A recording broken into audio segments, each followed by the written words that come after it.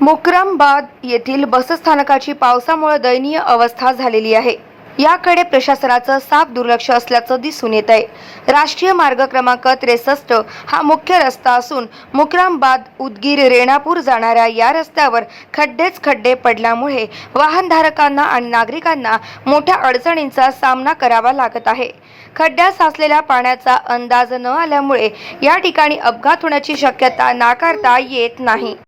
त्यामुळे संबंधित विभागाने त्वरित लक्ष देऊन खड्डे बुजवावेत अशी मागणी मुकरामबाद व परिसरातील नागरिकांमधून केली जात आहे। तसेच मुकरामबादच्या मुख्य बस स्थानकावरून पोलीस स्टेशनकडे जाणारा हा सुद्धा रस्ता चिखलमय, घसरगुंडी आणि खड्डेच खड्डे पडल्यामुळे नागरिकांना ये-जा करण्यासाठी भयानक त्रास होत असल्याचे नागरिकातून बोलले जात आहे। गाव माझा न्यूज करिता बाबूराव वाघमारे, मुखेड, नांदेड।